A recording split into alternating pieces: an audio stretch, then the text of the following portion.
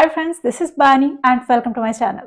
বন্ধুরা, আজকে আমি তোমাদের জন্য কিছু ইম্পর্টেন্ট ওয়ার্ড নিয়ে এসেছি, যে ওয়ার্ডগুলোর ব্যবহার করে আমরা কিছু বাংলা বাক্যকে খুব সহজে ইংলিশে ট্রান্সলেট করতে পারি, কিছু সেন্টেন্সকে খুব সহজে এক্সপ্রেস করতে পারি। দেখো, এই ওয়ার্ডগুলোর ব্যবহার করে আমরা আমাদের সেন্টেন্সগুলোকেও আরেকটু অ্যাডভান্সড করে তুলতে পারি। প্রত্যেকটা ওয়ার্ডকে খুব মন দিয়ে বোঝার চেষ্টা করো। আমি প্রত্যেকটা ওয়ার্ডের সাথে এক্সাম্পল দিয়ে তোমাদেরকে বুঝিয়ে দেওয়ার চেষ্টা করব সেন্টেন্সে এই ওয়ার্ডগুলোকে আমরা ঠিক কিভাবে ব্যবহার করতে পারি, ঠিক কোন অর্থে ব্যবহার করতে পারি। তো আজকের ভিডিওটাও কিন্তু খুবই ইম্পর্টেন্ট, খুবই ফ্রুটফুল হতে চলেছে। তোমরা কোথাও যাবে না, আমার সাথে ভিডিওটা একদম শেষ পর্যন্ত থাকবে। যারা চ্যানেলে নতুন অর্থাৎ প্রথম আমার ভিডিও দেখছো তারা প্লিজ চ্যানেলটাকে সাবস্ক্রাইব করে নিও, তাহলে যখনই আমি ভিডিও আপলোড করবো তোমরা নোটিফিকেশন পেয়ে যাবে। তার দেরি না করে চলো শুরু করা যাক আজকের ভিডিও। সবার আগে আমরা যে ওয়ার্ডটা দেখবো সেটা হলো স্ল্যান্ডার। দেখো, এই ওয়ার্ডটাকে আমরা সেন্টেন্সে নাউন হিসাবে আবার ভার্ব হিসাবে দুভাবেই ব্যবহার করে থাকি। সবার আগে আমরা দেখবো সেন্টেন্সে আমরা নাউন হিসাবে এই ওয়ার্ডটাকে কি করে ব্যবহার করছি। যখন আমরা অর্থ করব মিথ্যা কথা বা অপবাদ, তখন আমরা সেন্টেন্সে এই ওয়ার্ডটাকে নাউন হিসাবে ব্যবহার করে থাকি। এক্সাম্পল দেখো, যদি আমি বলি বদনাম কারোর সুনাম নষ্ট করতে পারে, slander can ruin someone's reputation. Slander can ruin someone's reputation. একটা এক্সাম্পল দেখো, যদি আমি বলি সে তার বিরুদ্ধে সমস্ত অপবাদ অস্বীকার করেছিল, she denied all the slanders against her. She denied all the slanders against her. যদি আমি বলি অপবাদের কারণে সে তার চাকরিটা হারিয়েছিল, he lost his job because of the slander. He lost his job because of the slander. এবার আমরা দেখবো এই ওয়ার্ডটাকে একটা ভার্ব হিসেবে আমরা সেন্টেন্সে কি করে ব্যবহার করতে পারি। দেখো, সেন্টেন্সে যখন আমরা অর্থ করব কারো নামে অপবাদ দেওয়া বা কারো নামে বদনাম করা বা কারো সম্পর্কে মিথ্যে কথা বলা, তখন আমরা সেন্টেন্সে এই ওয়ার্ডটাকে একটা ভার্ব হিসেবে ব্যবহার করতে পারি। এক্সাম্পল দেখো, যদি আমি বলি সে সবার সামনে আমাকে অপবাদ দিয়েছিল, he slandered me in front of everyone. He slandered me in front of everyone. দেখো, এখানে আমরা এই ওয়ার্ডটাকে একটা ভার্ব হিসেবে ব্যবহার করছি। যেহেতু সেন্টেন্সটা পাস্ট টেন্সে রয়েছে, সেহেতু আমরা এই ওয়ার্ডটার সেকেন্ড ফর্ম, এই ভার্বটার সেকেন্ড ফর্ম স্ল্যান্ডার্ড এর ব্যবহার করলাম। একটা এক্সাম্পল দেখো, যদি আমি বলি প্রমাণ ছাড়া অন্যদের অপবাদ দিও না বা অন্যদের বদনাম করো না, don't slander others without proof. Don't slander others without proof. তো তোমরা বুঝতে পারছো সেন্টেন্সে আমরা এই ওয়ার্ডটাকে কত সহজেই ব্যবহার করতে পারি, নাউন হিসাবে আবার ভার্ব হিসাবে। এবার আমরা দেখবো এর পরের ওয়ার্ডটা। এর পরের ওয়ার্ডটা হলো সারপাস। সারপাসের অর্থ হলো অতিক্রম করা, ছাড়িয়ে যাওয়া। আমরা বাংলায় প্রায় বলে থাকি সে আমার আশা ছাড়িয়ে গিয়েছিল, সে এমন পারফরমেন্স করেছিল যে সবার এক্সপেকটেশন ছাড়িয়ে গিয়েছিল, সে অঙ্কে তার সহপাঠীদেরকে ছাড়িয়ে গিয়েছিল। তো এরকম অর্থে আমরা সেন্টেন্সে এই ওয়ার্ডটাকে ব্যবহার করতে পারি, সারপাস এই ওয়ার্ডটাকে ব্যবহার করতে পারি।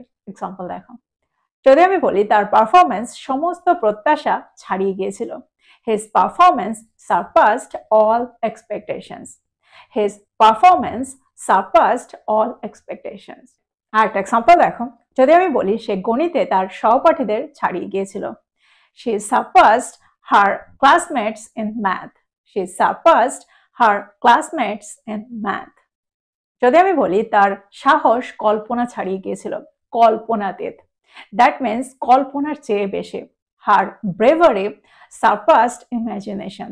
Her bravery surpassed imagination বা his bravery surpassed imagination.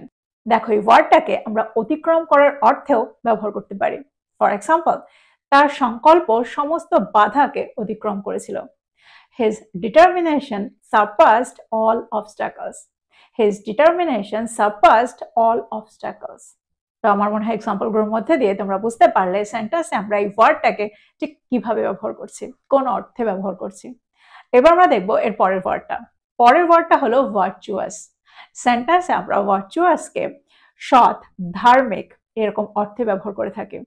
That means সদাচারী বা নৈতিকভাবে উত্তম এরকম অর্থে ব্যবহার করে থাকি। এক্সাম্পল দেখো, যদি আমি বলি সমস্ত প্রলোভন সত্ত্বেও তিনি সদাচারী থেকেছিলেন, he remained virtuous despite all temptations. He remained virtuous despite all temptations. যদি আমি বলি তিনি বুদ্ধিমান এবং সদাচারী দুটোই, he is both intelligent and virtuous. He is both intelligent and virtuous. একটা এক্সাম্পল দেখো, যদি আমি বলি তিনি জীবনে একটা সদাচারী পথ অনুসরণ করেছিলেন। He followed a virtuous path in life. He followed a virtuous path in life. তো তোমরা বুঝতে পারছো সেন্টেন্সে আমরা এই ওয়ার্ডটাকে ঠিক কোন অর্থে ব্যবহার করছি, কত সহজেই ব্যবহার করছি। ভার্চুয়াস, দ্যাট মিনস সদাচারী, সৎ, ধার্মিক, এরকম অর্থে আমরা সেন্টেন্সে এই ওয়ার্ডটাকে ব্যবহার করছি। এবার আমরা দেখবো এর পরেরটা। এবার যে ওয়ার্ড আমরা দেখবো সেটা হলো আপিজ। আপিজ এর অর্থ হলো শান্ত করা, প্রশমিত করা বা সন্তুষ্ট করা। এরকম অর্থে আমরা সেন্টেন্সে এই ওয়ার্ডটাকে ব্যবহার করে থাকি। এক্সাম্পল দেখো, যদি আমি বলি সরকার প্রতিবাদীদের শান্ত করার চেষ্টা করেছিলেন। The government attempted to appease the protesters. The government attempted to appease the protesters. আরেকটা এক্সাম্পল দেখো, যদি আমি বলি তারা আরো ভালো ব্যাখ্যার মাধ্যমে সমালোচকদের শান্ত করার চেষ্টা করেছিলেন। They tried to appease the critics with better explanations. They tried to appease the critics with better explanations. আমরা প্রায় বলে থাকি সে তাকে তার রাগ কমাবার জন্য একটা উপহার দিয়েছিল। He gave her a gift to appease her anger. He gave her a gift to appease her anger. তো তোমরা বুঝতে পারছো সেন্টেন্সে আমরা এই ওয়ার্ডটাকে কোন অর্থে ব্যবহার করছি, appease কে কোন অর্থে ব্যবহার করছি। এবার যে ওয়ার্ডটা আমরা দেখবো সেটা হলো সলিটারি। সলিটারি এই ওয়ার্ডটাকে আমরা একা বা একাকী বা নির্জন এই অর্থে ব্যবহার করে থাকি। ফর এক্সাম্পল, তিনি পাহাড়ে একটা একাকী জীবন যাপন করেন। He lives a solitary life in the mountains. যদি আমি বলি তার স্ত্রী মারা যাওয়ার পর তিনি একাকী অনুভব করেছিলেন। He felt solitary after his wife died. He felt solitary after his wife died. আরেকটা এক্সাম্পল দেখো, যদি আমি বলি বন্দীকে একাকী কারাবাসে রাখা হয়েছিল। The prisoner was kept in solitary confinement. The prisoner was kept in solitary confinement. তো এক্সাম্পলগুলোর মধ্যে দিয়ে আমার মনে হয় এই ওয়ার্ডটাকেও তোমরা বুঝতে পারলে। এবার আমরা দেখবো এর পরের ওয়ার্ডটা। এবার যে ওয়ার্ডটা আমরা দেখবো সেটা হলো স্টেডফাস্ট। সেন্টেন্সে প্রায় তোমরা এই ওয়ার্ডটার ব্যবহার হতে দেখবে। এই ওয়ার্ডটার অর্থ হলো অনড়, দৃঢ় বা অটল।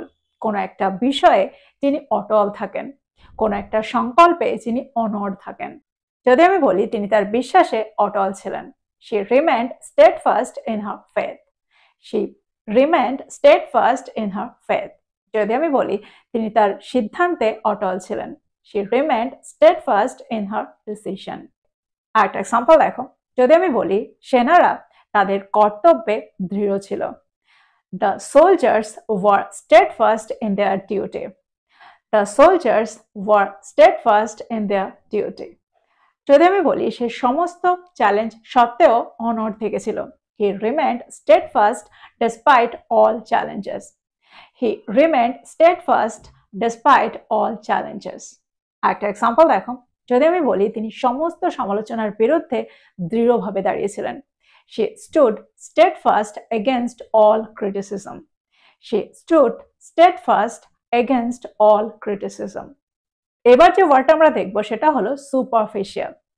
সেন্টেন্সে আমরা এই ওয়ার্ডটার ব্যবহার তখন করি যখন আমরা অর্থ করতে চাই অগভীর, ওপর, বাহ্যিক। তো এক্সাম্পলগুলোর মধ্যে দিয়ে আমার মনে হয় তোমরা বুঝতে পারলে সেন্টেন্সে আমরা এই ওয়ার্ডটাকে ঠিক কিভাবে ব্যবহার করছি। তো এই ছিল কয়েকটা ইম্পর্টেন্ট ওয়ার্ড, যে ওয়ার্ডগুলোকে আমরা প্রায় সেন্টেন্সে ব্যবহার হতে দেখি, আর যেগুলোকে ব্যবহার করে আমরা আমাদের সেন্টেন্সগুলোকে আর একটু অ্যাডভান্সড করে তুলতে পারি। কিছু সেন্টেন্সকে, কিছু বাংলা বাক্যকে খুব সহজেই ট্রান্সলেট করতে পারি। তো এই ছিল আজকের টপিক। প্রত্যেকটা ওয়ার্ডকে নোট ডাউন করো আর এগুলো দিয়ে প্রচুর সেন্টেন্স তৈরি করো, যাতে এই ওয়ার্ডগুলোর সাথে তোমরা খুব তাড়াতাড়ি সরগর হয়ে যেতে পারো। আর ভিডিওটা ভালো লাগলে লাইক করতে ভুলে যাবে না, বন্ধুদেরকে শেয়ার করো যারা ইংরেজি শিখছে। So this is all about today. I will be back with another video. Till then, take care.